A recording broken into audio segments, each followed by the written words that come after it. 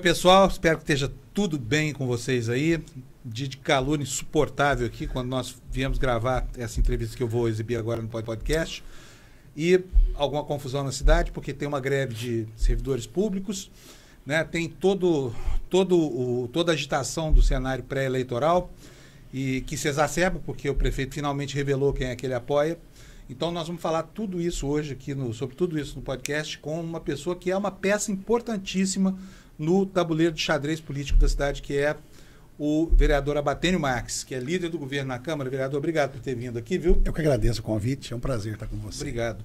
Vereador, e aí, conta para mim, se a gente fosse puxar o fio do novelo dos problemas, por onde é que a gente começaria? Na verdade, que o principal momento que aquece, né, o cenário político agora é a proximidade das eleições. Isso comanda aí todas as atitudes de todos os lados, né? Oposição, situação, quem era situação virando oposição e aí por diante. Então, explica isso para mim, porque tinha lá os vereadores que eram do grupo do Leonídio, que de repente saem da base de apoio ao prefeito e se auto-intitulam independentes. Mas, na verdade, essa independência é uma independência que está cheirando oposição eleitoral. Como é que o senhor sente isso lá? O senhor que está na cadeira lá de líder do prefeito, que tem que, né, resolver os problemas. Na verdade, assim, no dia a dia lá hoje, o comportamento da base do Leonídio, mais um vereador do deputado, mais ligado ao deputado Zé Vitor, 2 ligados ao deputado estadual João Júnior, né, que está lá, é suplente, está no exercício do mandato, eles estão comportando realmente como oposição, né? Todos os projetos do governo, eles questionam ou às vezes pedem vista, e é natural, faz parte do processo legislativo. Mas na análise política você vê que hoje nós temos a base do prefeito, que são ali 12 vereadores, e o presidente da Câmara, que também está na base, e 14 vereadores unidos, a esquerda, né, que já era oposição naturalmente, ideológica, mas esses outros 9 vereadores ligados ao deputado Leonídio Bolsas, Zé Vitor e João Júnior, que estão também na oposição ao governo Adelmo Leão. Agora, como é que fica a votação dos assuntos de interesse da cidade, uma vez que, por exemplo, eu sei que hoje a pauta me parece estar parada em obstrução por causa do problema da greve, né? Como é que a cidade vai resolver? Porque são problemas sérios e precisam de uma solução urgente, né, vereador? Na verdade, nós tínhamos aí um projeto que, inclusive, ontem foi, né, mas aí eles fizeram uma emenda, pediram vista e fizeram uma emenda, que é um projeto que vai fazer mais de 5 mil castrações e 5 mil vacinações na cidade dos animais, especialmente aqueles que estão aí, mais de pessoas carentes, que estão, né, mais vulneráveis. E aí eles não obstruíram ainda, mas na verdade pediram a vista. Mas não foi obstrução técnica, né? Obstrução legislativa, né? Mas não é aquele negócio do deputado que está beneficiando uma ONG lá do sul de Minas? Eles estão questionando isso, que beneficia uma ONG, mas é a única ONG que tem a capacidade de fazer em mutirão como vai ser feito. E ela já fez aqui para o Ministério Público, ela fez mais de 180 mil castrações. Ela tem a especialidade e é uma emenda do deputado que veio, né? Emenda ligada ao terceiro setor. A gente sabe que no terceiro setor não pode haver ali a dispensa. Então foi feito tudo nos trâmites legais, mas tem a questão política, né? Mas ali parece que tem um pepino também, parece que tem vínculo de parentesco ali, gente do próprio deputado nessa ONG, não tem? Não. Eles não alegam. Eu vi isso hoje, 2 vereadores falando, nós estamos atrapalhando lá porque... Agora, e a greve dos servidores? Os servidores estão aí, a greve é legal, né? Eles estão com uma pauta pedindo reposição da inflação de 21%, e a contraproposta da prefeitura é uma contraproposta muito pequena. Nem sei se é uma contraproposta formal, já é uma contraproposta formal. A greve legal, né? A greve legal é direito do servidor. Agora, nós reunimos com o prefeito e uma comissão da Câmara, né, com 4 vereadores, eu como líder, 5, mais os 2 sindicatos, os 2 presidentes de sindicatos. E lá o prefeito explicou, falou, olha, resumindo, se fosse para mandar o projeto hoje, o prefeito mandaria apenas a inflação, 3,62%. Mas é só do ano passado. Isso. Se for para ele dar mais, e é o que ele está tentando, o esforço, não tem mandado até agora, que ele está tentando é porque ele está tentando dar acima da inflação. E a gente sabe como é que funciona isso. Tem uma equipe grande discutindo. Nessa equipe, uns são favoráveis, outros são contra. Então estão sendo apresentadas ali, né, os prós, os contras, e para dar uma segurança para o prefeito, para ele poder, né, aplicar aí, né, mandar um projeto com esse valor acima da inflação. Agora, ele é uma discussão normal, né? Ele não mandou o projeto ainda, né? Não mandou. Ele avisou que vai mandar até o dia 27. Ou seja, mesmo que ele mande só a inflação de 3,62, vai ser mandado dentro do prazo legal, que não impediria ele de mandar. Ele não quer deixar para mandar depois do dia 5, mandou depois do dia 5 só para mandar a inflação. Ele falou, não, eu mando antes, se for preciso. Mas o esforço é para tentar mandar a mais do que a inflação. Pois é, mas não se viu ainda esse esforço. Não, o esforço eu digo da discussão, né? Na discussão interna lá na prefeitura. Porque, né? Por exemplo, eu vou te falar assim, do que eu ouvi.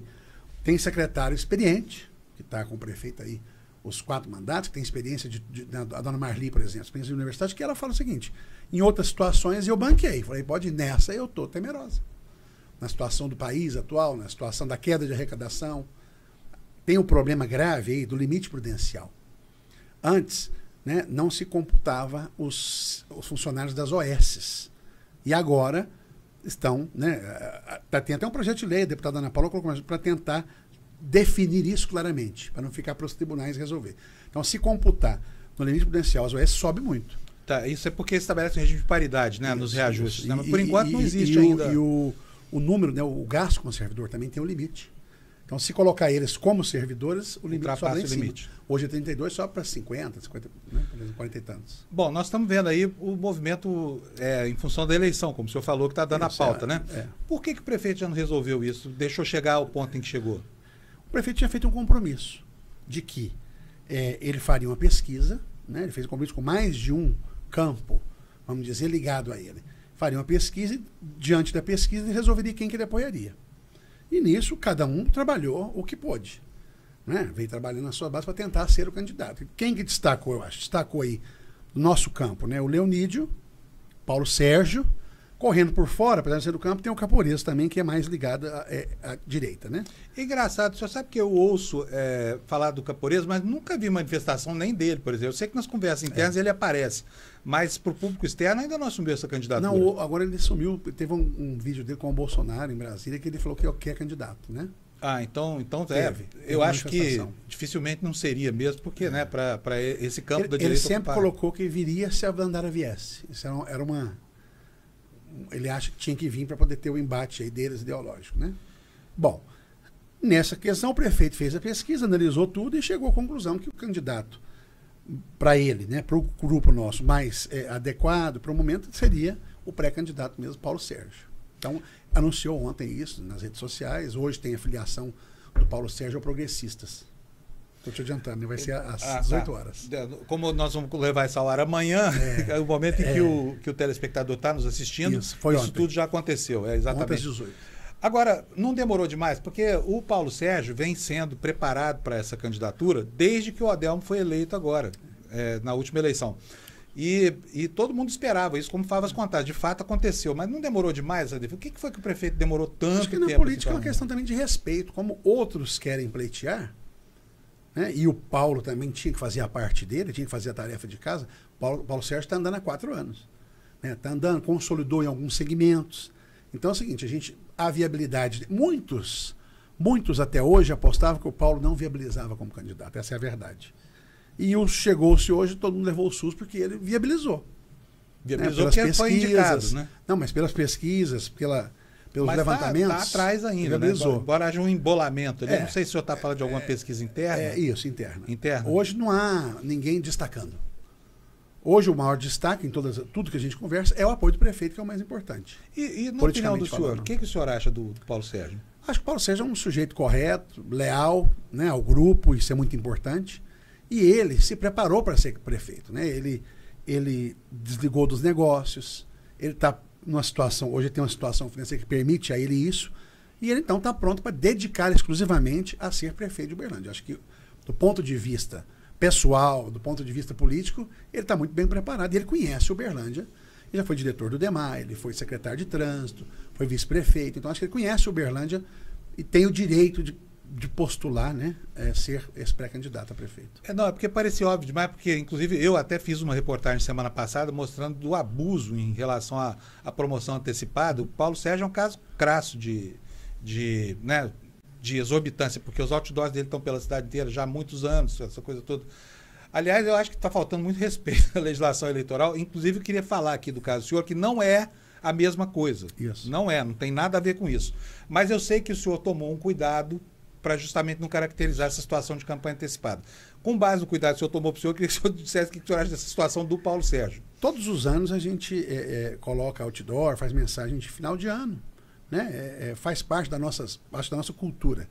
Então eu coloquei outdoor, tive cuidado por 15 de dezembro para não ultrapassar, né, o período do ano, para não entrar no ano eleitoral.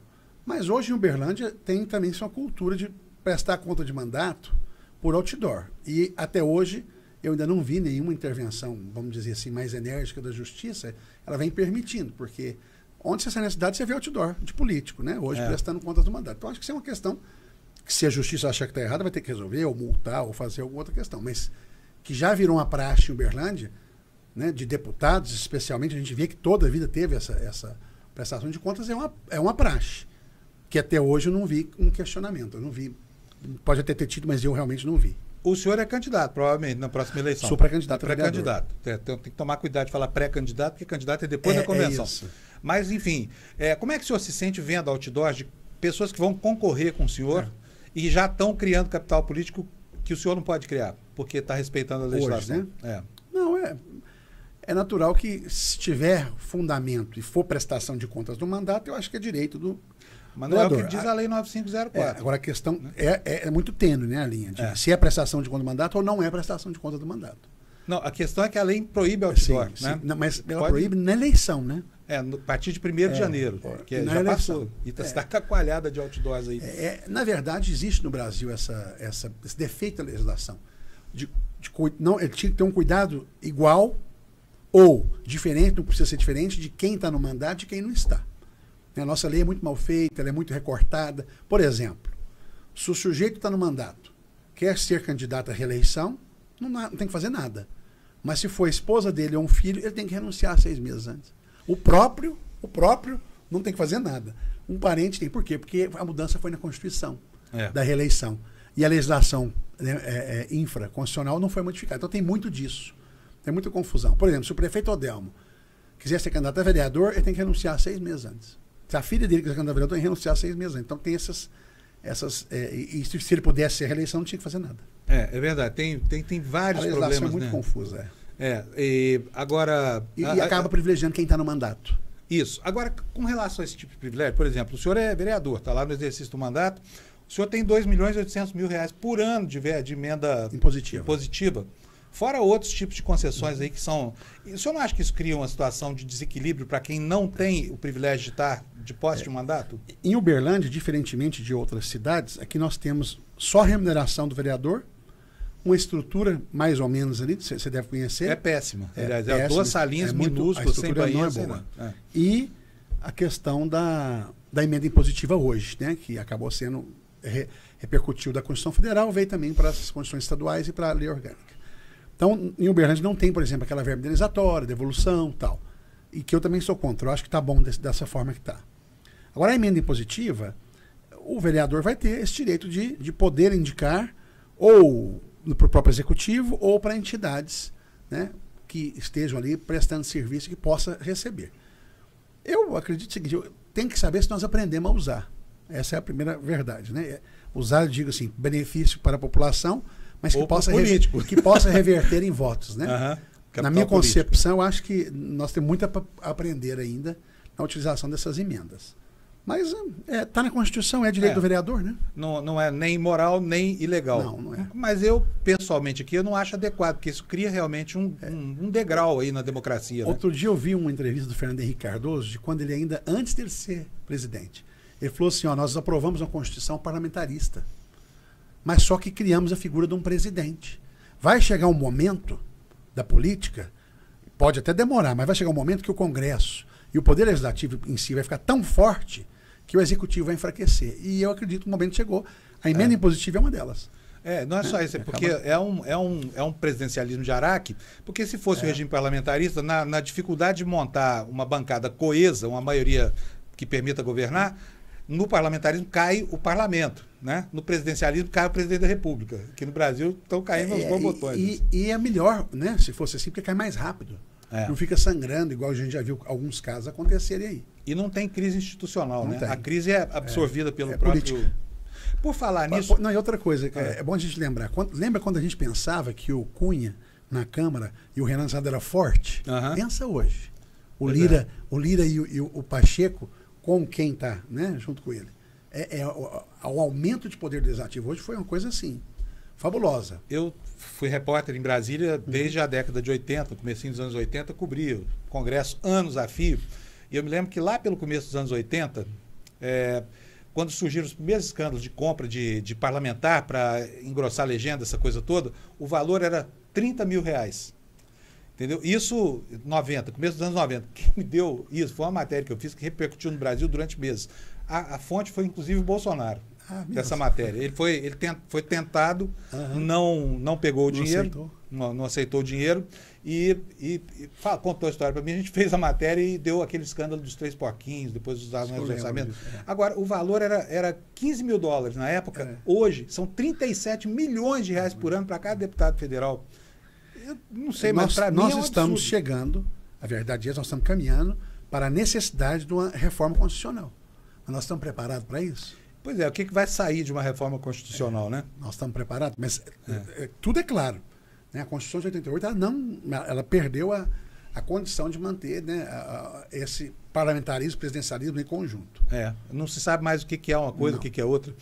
E como é que anda, em função dessa situação toda, chegada da eleição, o clima lá na Câmara? Eu tenho visto muito bate-boca lá, vocês têm brigado bastante lá. O que está acontecendo lá? Tem tido muito bate-boca, né? E eu lidero a parte do governo, e aí na parte da oposição tem sido liderado ali pelo Murilo Ferreira, Eduardo Moraes, Ronaldo Tanus. E aí tem tido os embates, né? Acho que os nervos estão aflorados, e eu, por exemplo, sempre sou daquele que tento levar, mas assim, se vier também... Volta do mesmo jeito. O senhor não foge da briga, não. Não fujo, não. Eu vi ontem, aconteceu lá, né, com o Murilo. Foi. Teve algumas semanas atrás com a Cláudia Guerra. Acho que teve mais dois vereadores ontem, além eu e o Murilo, aquele embate, teve mais 2 fora de tribuna. Contra o senhor? Não. Entre eles, entendi. E não é muito desgastante isso, não? Não é uma coisa boa, não. A gente não quer. Né? Não é uma coisa que te agrada, mas também, como diz, né? Você tem que se impor também, eu acho que mostrar a sua posição também, para poder também não ficar desrespeitado, não perder ali. Ainda mais como liderança, a gente tem que ter uma posição firme, né? Ontem, curiosamente, no bate-boca lá com o Murilo, conversei com uma pessoa que não é seu companheiro, que é seu adversário, e elogiou o seu comportamento. Eu não vi a briga inteira, eu vi só o alarido ali.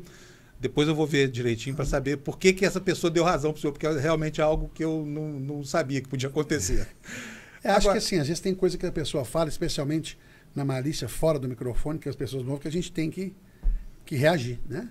Mas o senhor é meio briguento demais, né? Porque está numa posição dessa importância de líder do prefeito, não é aquele cara que tem que ser o ponderadão. E olha que eu tenho fama de ser conciliador, mas tem momentos que você tem que... O sangue tem que... O sangue ferve aí. Tem que se... Mas eu tento controlar. Assim, no momento do conflito, as pessoas... falam que eu sou muito tranquilo para segurar uma situação, né? Já teve com a Cláudia, que eu até coloquei as mãos para trás, por respeito, por saber que a gente tem que, né, na condição nossa social, você tem que ter mais respeito com a mulher. E do Murilo também eu nunca deixei passar do limite, né? Apesar de ouvir muita coisa. O limite é porrada. O limite seria ser partido, ou sei lá, né? Mas a Cláudia Guerra, o senhor encostou a barriga nela mesmo. Eu vi a ver. Assim. Porque a projeção da barriga do obeso de grande porte é natural, né? Mas eu tentei ficar o máximo possível. Agora, tem um negócio que eu vejo aqui, estou acostumado com esse embate também, porque eu cubro o parlamento há muitos anos, então estou cansado de ver isso. Mas eu acho que os vereadores de Berlândia estão meio atrasados em relação, por exemplo, ao tratamento dispensado das mulheres. Esse negócio de chamar a mulher de nervosinha, dizer que ela está tomando calmante. Eu, por exemplo, você pode pensar que eu nunca fiz isso. Sempre tento respeitar. E outra, já defendi a vereadora Gláucia 2 vezes de ataques, porque o pessoal não aceita que ela tenha uma posição mais à direita, e também defendi a Giovana na reforma da Previdência, quando, na minha opinião, ela estava sendo coagida no exercício do mandato. Eu subi na tribuna e fiz um discurso duro naquela hora, tanto que, né, todo mundo abaixou a cabeça e falou. Então, acho que a gente tem que ter essa posição de defender, seja de companheiro, seja da oposição, a gente tem que tentar valorizar o mandato da pessoa e ter respeito. Eu tento levar as coisas com muito respeito, apesar do debate, tem horas que o debate é mais caloroso, mas a gente tem que ter um mínimo de respeito para conviver ali e para as pessoas também, né? É muito ruim o cidadão ficar vendo, né, essas discussões da gente. Não Não sei é bom, se é não. ruim não, viu, vereador? Sabe, eu acho que é bom. É bom porque é lacração, isso rende muita audiência nas redes sociais, né? Então, pode ser até bom, não, embora não seja, digamos assim, moralmente bom ou profundamente bom, alguma vantagem tem para quem briga hoje. Muita gente se elege em cima da briga. Isso é verdade. Né? Isso é verdade. Hoje, a lacração tem gente que vive só da lacração. Eu acho que você pode até viralizar com alguma coisa, mas eu tento fazer isso de forma consistente o mandato. Mas eu quero fazer uma crítica ao senhor. E questionar e falar a verdade. Quero fazer uma crítica. Eu vi naquele episódio com a Cláudia Guerra que o senhor falou em gordofobia. Que ela falou da minha barriga, né? Mas ela falou que o senhor era gordo. Mas foi na hora que ela fez assim, ó. Ela falou assim, né? Porque acaba que, e ontem eu ouvi também. Ontem o Murilo subiu na tribuna e falou que era só olhar para mim que via que eu não tinha amor próprio. Gente, mas ele quis referir também à obesidade, né? Graças a Deus eu sou bem resolvido com a obesidade. Será que é por isso que vieram falar bem? Eu acho Talvez também que uma isso. coisa dessa, não. Até porque a obesidade mórbida é uma doença que mata muita gente no Brasil. É uma falta de respeito absoluto usar uma doença para, de qualquer maneira, se prevalecer dela. Ele falou isso. Muita gente fala, na hora eu nem ouvi. Depois eu vi, mas na hora eu nem ouvi. Falei, você falou? Não vi, gente. Mas ele falou que é só olhar que você vê que o sujeito não tem amor próprio. Graças a Deus, com obesidade eu sou bem resolvido, porque eu sou desde criança. O senhor já fez cirurgia bariátrica? Não posso fazer, porque eu tenho uma doença que chama porfiria aguda intermitente. Tá? Me proíbe de perder a absorção de alguma enzima ou de vitaminas. Então eu não posso fazer. Bom, mas o senhor se cuida. Cuida da sua saúde. Porque segurar, obesidade não é só peso, é peso mais estilo de saúde, vida. Né? Enfim, é isso. Agora, vereador, eu fico muito impressionado, porque o senhor é um homem que andou muito rápido na hierarquia da Câmara. Né? O senhor teve 2.000 e poucos votos, o senhor ficou suplente até junho de 2022. Aí o senhor tomou posse e logo virou presidente de comissão, já é líder do governo. Como é que foi essa trajetória meteórica? E ainda mais tendo vindo de Ituiutaba, né? Cidades, né? Bom, na verdade é o seguinte, eu cheguei em Uberlândia, eu fiz a faculdade de Uberlândia, né? De 95 a 2001 eu fiquei em Uberlândia. Tive um período em Ituiutaba, de 2001 a 2009. E lá começou a sua trajetória política. Era novo, né? Mas fui vice-prefeito e voltei para Uberlândia em 2009. Tive o período de BH também, que eu fui substituto de cartório de registro de imóveis lá de um amigo que passou no concurso. Vamos me ajudar? Eu falei, vamos embora. Fiquei lá 4 anos. Na soma, porque eu fui e voltei. Aí chegando aqui, eu falei, não, aposentei. Não vou mexer mais com nada. Vou voltar, ficar com a minha mãe, meu pai tinha falecido. Como aposentar, o senhor não tem idade para aposentar ainda. 46, eu falei que estava aposentado. Eu falei, não vou mexer agora só com a minha mãe, ficar por conta, cuidar do que eu tenho, tá bom. E aí, o prefeito me chamou para ajudar na campanha da Ana Paula. Na primeira, eu fui ajudar, não foi vitoriosa, terminou, a Ana Paula e o prefeito me convidaram para assumir o PROCON. Aí o prefeito, nesse caminho, me convidou para assumir a Procuradoria-Geral do município. Depois me sugeriu candidatar a vereador, para ajudar o partido, para estar ali junto, e acabou que quase deu certo numa surpresa, a gente não esperava, porque tinha uma chapa muito forte. De vereadores. Não esperava? Não esperava, não. Tinha muitos vereadores e ex-vereadores. Além dos que ficaram na minha frente, eu fui o 6º. Nós tínhamos Pastor Átila, nós tínhamos Guilherme do Econômico, nós tínhamos o Wilson Pinheiro, Miné do Glória. Então era uma chapa forte. E teve essa surpresa, e o prefeito acabou me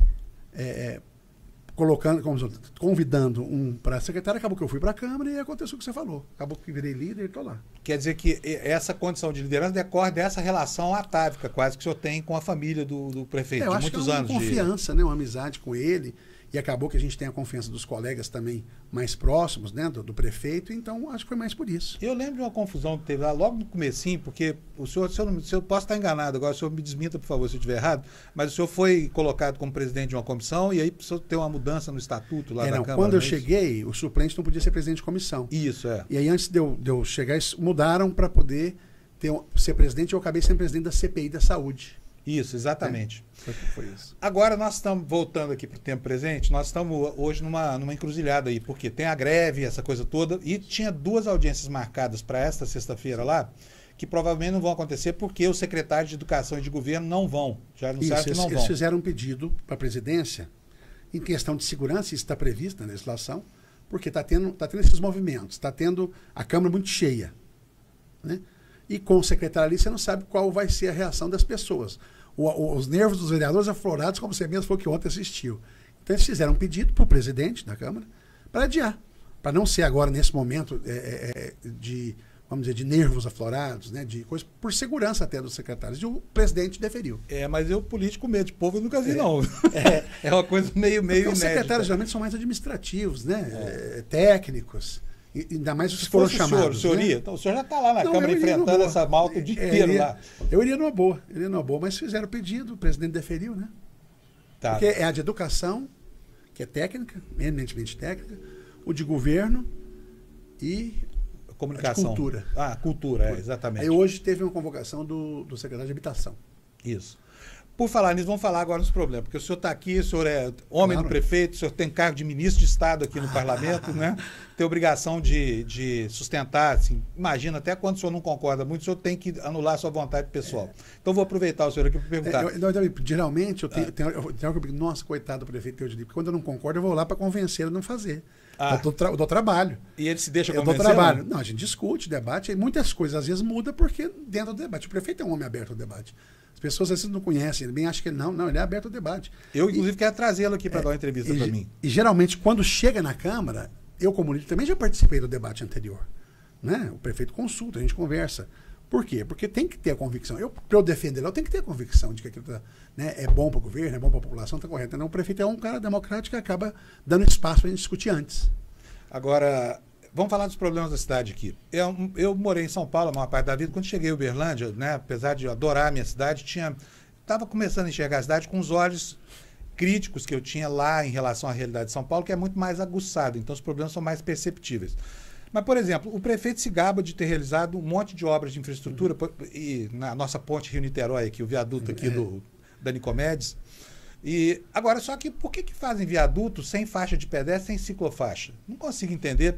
O próprio projeto do plano diretor, que está parado lá na Câmara, prevê que será privilegiado o transporte alternativo, por razões ambientais e razões também de natureza pessoal. Fluidez do trânsito, melhorar o ar da cidade. Por que o prefeito não respeita isso? Acho que assim, é um conjunto de fatores, né? Onde dá para fazer o pontilhão, mas tem a possibilidade de passagem por baixo, aí não haveria necessidade de colocar em cima. Mas, por exemplo, porque tem questão também orçamento, né? Preço de obra, isso aí tudo. Mas deixa eu dizer uma coisa para o senhor. Por exemplo, eu moro do lado ali do viaduto da Avenida dos Municípios, né? Que foi inaugurado não faz um ano ainda. Ali dava para fazer faixa de pedestre. Tem 4 faixas para o trânsito, não tem nenhuma. E o pedestre é obrigado a disputar com o carro na Rondon Pacheco a travessia. Outro problema, o Uberlândia não tem educação de trânsito, então ninguém respeita a faixa de pedestre nem semáforo. O senhor sabe disso.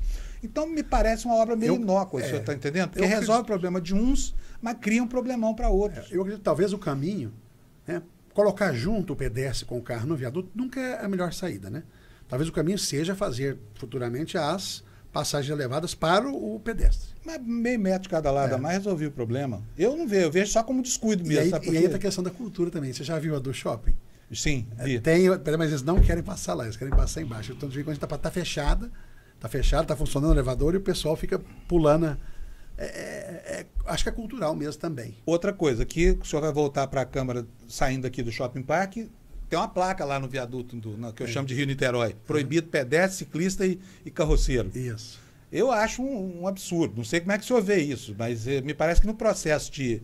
Né, no bojo do processo civilizatório, é fundamental que a cidade tenha espaço para quem não tem carro. Né? Sim, sim. Mas é o que eu te disse, é o conjunto. Ali, por exemplo, é um lugar mais fácil. Tem lugar que não dá. Então, o viaduto onde não dá para fazer a passagem diferente, aí eles fizeram junto. Mas não é o ideal, né? O ideal é que fossem passagens separadas. Né? Mas onde dá também não faz. Não resolve nada. Né? Outra coisa, nós estamos ouvindo falar aí de escolas em que a merenda escolar se resume a 2 goiabas, que não tem proteína, que só tem arroz e feijão. E são muitas reclamações. Eu reputo verdadeiras. Eu queria saber sobre o que está acontecendo. Por que está acontecendo isso? Em todas as vezes que eu fui em escola... E fazendo a ressalva de que ele não é, viu, gente? Ele não é responsável pelo Poder Executivo. Ele é o homem do prefeito no Legislativo. Mas vamos aproveitar ele aqui, porque ele está disposto a falar, ele é um homem do debate. Então, vamos lá, vereador. Sempre que tem as denúncias, eu busco informação. Nós todos da base buscamos informação. Então, sempre que houve denúncia, foi em vídeo de internet que viram, foi outra coisa, não teve nada consistente de ir lá ao vereador e constatar. Eu já fui nas escolas para ver. Todas que eu cheguei tinha, que nós temos aqui, você sabe, até peixe na merenda escolar. Então eu nunca achei Nunca confirmei nenhuma das denúncias que já chegaram até mim. Mas se o senhor for agora, você vai confirmar. Tive lá na Morada Nova, eu mesmo, entendeu? Outro dia para dar uma carona e estavam lá as mães reclamando, todas elas. Ah, só tem arroz e feijão, não sei o que mais. Agora, quer dizer, é uma cidade que tratou muito mal a educação nos últimos anos. Por exemplo, o negócio das creches, não foi construída nenhuma. Hoje nós temos 7 em construção. Eu acho que a pandemia mudou muito a questão dos investimentos naquele período. Foi um período muito estranho para nós todos, né? Um período estranho de situação pessoal, de situação pública. Hoje nós temos 7 em construção, né? Então eu acho que a pandemia deu uma freada naquilo que era investimento, porque acabou que teve que investir em saúde, investir em hospital, investir em respirador, em remédio e aí por diante. Eu rebuto a pandemia, essa parada, mas hoje, voltando, acelerando, e tem, além de ampliações importantes, nesse bairro, por exemplo, Shopping Park, nós temos ampliação do que existe e construção de novas, né, creches e vagas. O senhor falou da pandemia. Uberlândia foi a pior metrópole regional brasileira em relação ao número de mortes por 100 mil habitantes. O que foi que aconteceu aqui? Pois é, eu reputo isso. O Covid é inexplicável, né? Você vê, tinha cidade, casa que pegava uma pessoa e acabava que morreram 4, 5 na mesma família. Tinha casa que pegava e a pessoa não tinha nada. Eu até hoje não consigo achar explicação. Mas, com relação a Uberlândia, a preocupação do prefeito, a maior preocupação foi que ninguém ficasse sem tratamento. Tá, mas o tratamento era o tratamento equivocado, que o tratamento não tem suporte científico. Bom, aí é a questão da medicina, né? Nós não temos, neste momento foi o que a medicina indicou não foi a medicina, foi o Conselho de Medicina, né? E foi uma coisa rechaçada pelo SUS, pelos ministros da saúde.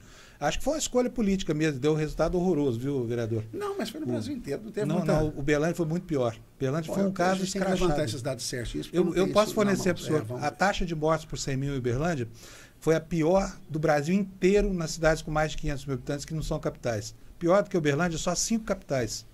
E logo atrás dela vem Ribeirão Preto e outras cidades que têm características metropolitanas também. Mas foi muito triste isso. E a outra questão, né? Por que as cidades maiores teve mais morte? É uma questão a senhora, talvez pelo contágio mais rápido, não sei. Ou pela necessidade de não se conter a população em casa por causa da economia. E não conseguir conter também, né? Porque a gente fala muito conter, mas a gente sabe que tem coisas que não pararam de funcionar, né? Tem muito comércio, coisa que não parou mesmo com insistência, com multa, com interdição. A gente conhece. Tem um bar famoso que em Bragança fala, nem na pandemia ele fechou. E não fechou mesmo. É verdade. E isso fez muito mal, né? Porque, assim, historicamente, ao longo da evolução da humanidade, sempre que houve uma epidemia, a solução foi fechar a população em casa, né? Mas a situação da indústria funcionando ou não, né? Muita gente funcionou e o prefeito tentou fazer, né, o melhor possível, sempre ouvindo a ciência, que a gente tem que ouvir, né? O prefeito é aberto a ouvir, e a única preocupação dele é que ninguém ficasse sem tratamento, e isso ele conseguiu, né? Em Uberlândia, ninguém morreu sem ter um hospital, sem ter um tratamento, sem ter ali o apoio médico. Só que morreu gente pra caramba, né? 3.587, se eu não me engano. Infelizmente. A cidade ainda está desatualizada.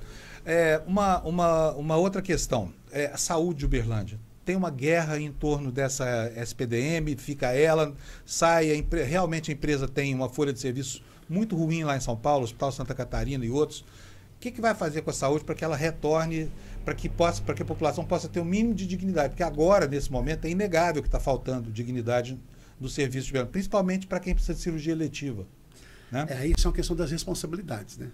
Federal, municipal, estadual. Por exemplo, é um absurdo, isso a gente tem que falar porque é histórico, não terem hospitais regionais em Minas Gerais. Essa responsabilidade é do Estado. E o Estado se furta a cumprir a responsabilidade da saúde em todo o Estado, historicamente em Minas Gerais. Nós não temos hospitais regionais. E as santas casas, os hospitais beneficentes acabam fazendo esse trabalho. Eu estava no Hospital São José, né? Capinópolis tem um hospital, Patos de Minas. Então, acaba que isso é suportado pela própria sociedade. Claro que o Estado tem que ajudar, né? Com relação à União, também muita coisa não é feita. A gente sabe que o Hospital da Universidade Federal não foi feito para ser um hospital de atendimento aberto, mas historicamente ele é. Por quê? Por falta do regional. E aí vem aquela briga, né? Entra o governo, sai o governo, não, vamos acabar, esse hospital tem que ser escola. Se fechar o hospital da Universidade Federal, o que vai oferecer da região? Não sobra nada. Não né? sobra nada. Com ele já tem pouco, sem ele não sobraria nada. E outra, todo dia chega e fala, nossa, não, minha parente mora no Prata, ela só trata aqui. Não, eu moro em Itiutaba e eu conheço um monte, só trata aqui. O sujeito vem naquelas caronas que tem e desce, não vai. Então, o prefeito apresentou de 1 milhão e tantos atendimentos CPF. Hoje nós temos 714 mil habitantes. É o que fala o censo. Como assim que atendeu 1 milhão e tanto? 1 milhão e 60 e tantos mil, se não me engano. Então é porque a nossa saúde, ela sobrecarrega também por causa da região. Tem uma coisa em Uberlândia que eu considero curiosa, porque Uberlândia tem aqui uma central de atendimento do SAMU para toda a região, mas não tem o SAMU. O que acontece? Foi uma opção de gestão, né? Uma opção de gestão que criou-se em Uberlândia junto com o Corpo de Bombeiros, o CIAT, que atende muito bem e como o SAMU. Não tem diferença nenhuma. Não, não tem um médico na ambulância, por exemplo. Tem não que tem. ter. O dia eu precisei da ambulância, chegou lá, só tinha o padroeiro. Não, tem o enfermeiro, tem o médico, tem que ter. Tanto é que aquele caso da UFO, quando falam, lembra que morreu um senhor na... Lembra.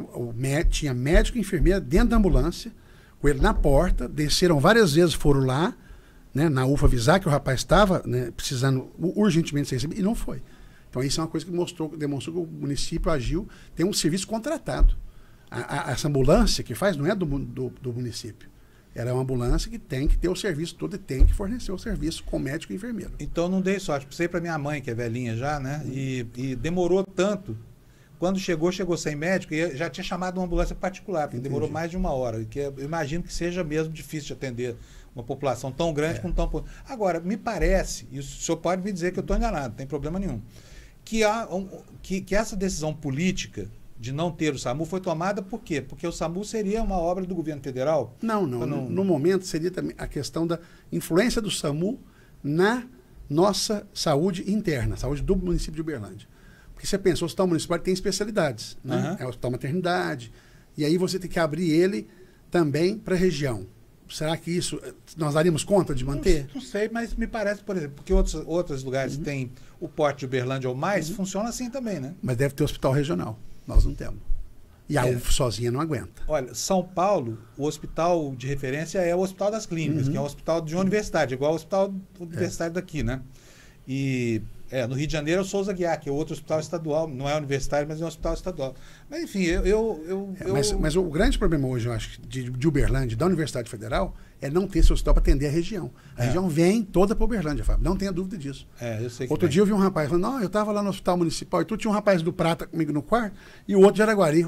Né? E ele é daqui, mas os outros dois, em tese, mas como é que não atende? A pessoa desce, passando mal, na unidade de pronto-socorro, que as UAIs são pronto-socorros, não eram para ter o atendimento, às vezes, que tem hoje, né, além do pronto-socorro. Como é que não atende? É a obrigação do médico atender. Aí, outro dia, conversando com o deputado Wellington Prado, ele me falou o seguinte, que ele tem esse hospital dele como bandeira, né? O novo hospital acho que é uma bandeira excelente, inclusive.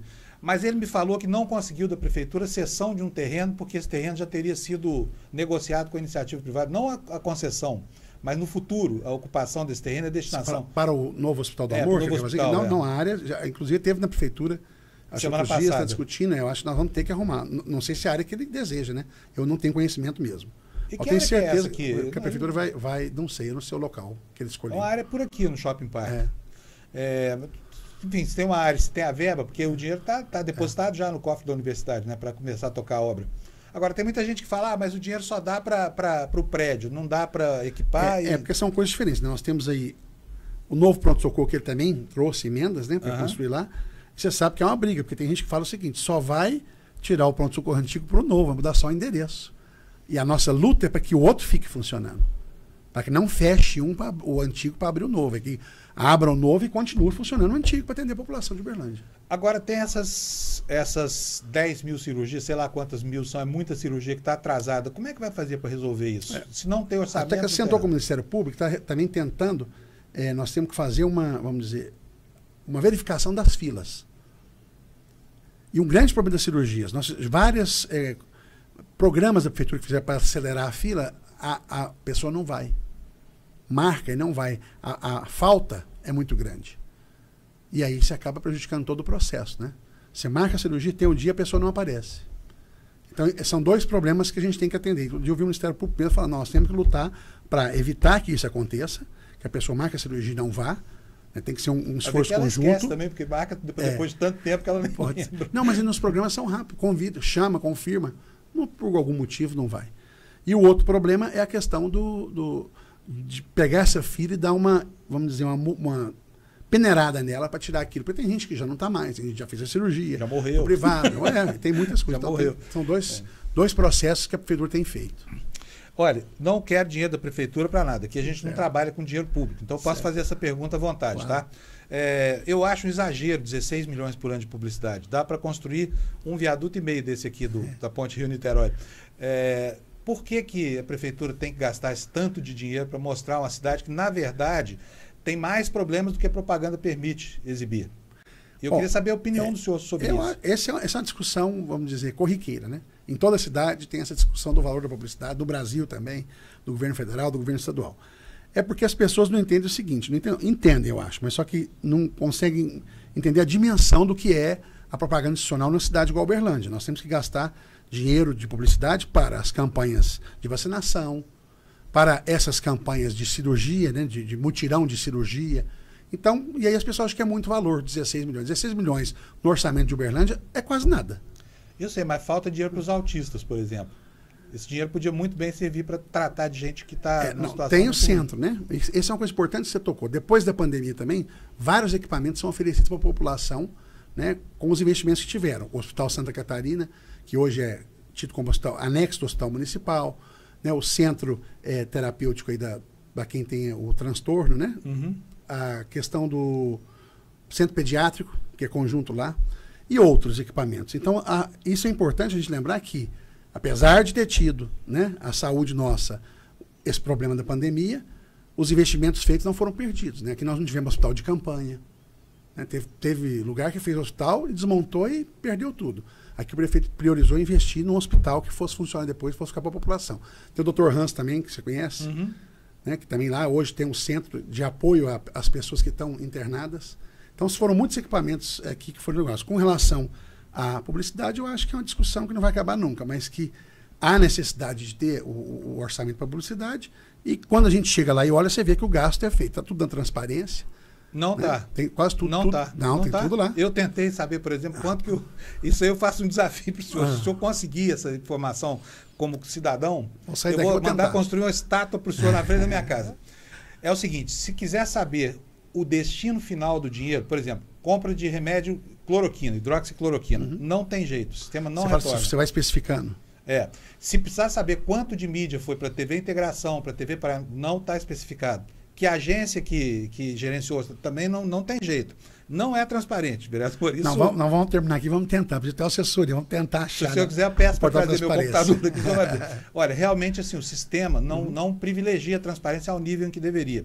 Alguma transparência tem, mas está longe de ser, por exemplo, como o CIAF, do governo federal, enfim, de outros sistemas que existem por aí. Eu acho que sempre pode melhorar, né? Acho que a crítica é válida, a gente tem que receber a crítica e melhorar. Eu vou conversar lá e ver. Pode vir, depois, se o senhor quiser retornar isso para mim, eu vou ficar muito feliz de saber, porque talvez seja um erro meu, mas olha, eu entendo um pouquinho de informática e pedi para amigos meus me ajudarem, não foi possível. Pode ficar tranquilo que eu vou olhar.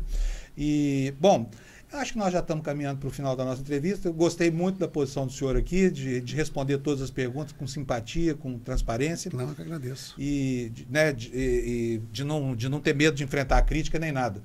E quero deixar para o senhor aqui o espaço para o senhor dizer o que o senhor quiser aqui para o seu eleitorado, para a população de Uberlândia. Bom, primeiro te agradecer, né? Acho que é importante esse espaço que você está abrindo, um cara, né, com a sua história, com a sua experiência.